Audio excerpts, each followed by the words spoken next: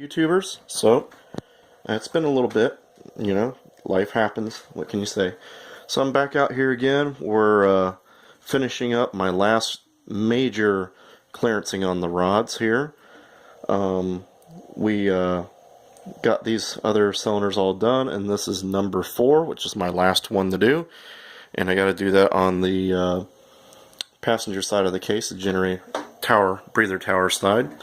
I already did it on the distributor side, and I did exactly what I knew was going to happen.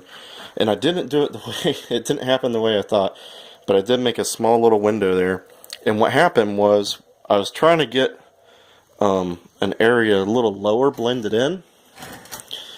Well, I'll show you over here because I got tape. Trying to get like this little area blended in here, and I had my cutter in there, and I didn't realize this edge of the cutter just dug a hole through. It's a small little pinhole, nothing, critical or anything like that. But it was just kind of like one of those, oh man, I did so good, but I had a little boo-boo. But this side of the case right there is a little thinner. And if you notice, the reason you're not going to have trouble in some other areas like this right here is it's always the back of the connecting rod bolts that are the ones that are going to be the more clearancing. The rod bolts, not so much. So this side's a rod bolt going through here, and if you notice, it lines right up with a case stud. So there's more meat here, in this area. And then this one, which did go through, which was partly my fault, is the case has more of a tilt going down, and once again, it's a rod bolt, the other end of the rod bolt, not where the nut is, and then this one's a rod nut going through. And you can see that over here. Once again, you can kind of tell, obviously a rod, the back of the rod, where the nut is. I mean, not where the nut is, but where the head of the bolt is. And this is a rod bolt, lines up. And then once again, the back of the bolt, and this will be the head of the bolt. So there'll be less clearancing here, more clearancing there, less clearancing, more clearancing. It's just kind of how it lies with these big stock rods. Now, of course, you can buy, this area here is big and beefy, which is kind of amazing that it's got more area than the rod nut. But that's just how it kind of works out. This area is pretty wide. It sits up pretty tall. I think because the nut gives you a little cheating with the flats on it, But anyways, you can buy a better rod than this. This is just a stock German rod. That's what I want to use. And that's because I've had quality problems with the other junk. And like I say, I'll make a whole video about that later.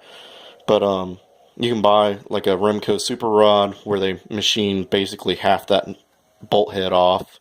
Or you can buy a Berg rod, which has about maybe a quarter of it at the most, which would have worked perfect in this case. I think if I had the Berg 3 GB190s, those 191s, I think actually, it's part number, but those would have really made this a little bit better. Plus, I knew it would have been a stout part.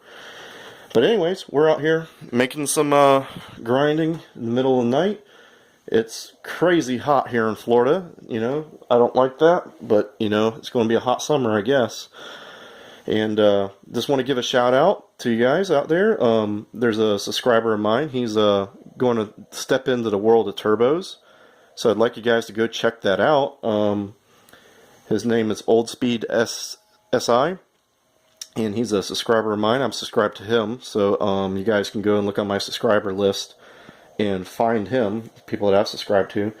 And he's going to do a blow-through turbo. So he's gathered some parts and all that. So, go check his video out. Subscribe to him. Give him a little, thumbs up there. Give him some encouragement. That's what this is all about, encouraging other people. So, go leave him a nice comment and, just kind of boost him up because he's jumping in the world of boost. And that's kind of a scary experience if you've never done it before. So, it's going to be definitely trial and error. There's nothing that's ever set in stone like this always works, but he's seen the, let's put the camera around. I'm sweating like crazy out here. But he's seen the Turbo in a Day project from the Baja, so he's going to try and do a similar setup, I guess, on his, I think it's a 67 Bug.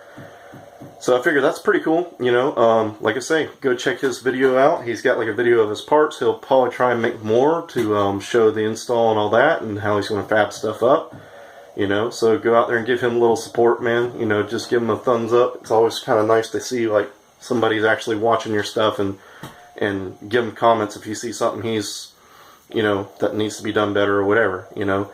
VW Darren's going to make some videos apparently of doing building a turbo kit for his drag car that he's going to convert to the street. It's the last I seen on his videos. So that's pretty cool. Check his videos out, of course. I'm out here sweating, and we're going to get back to grinding. So I'm going to try and make this short, and goodbye.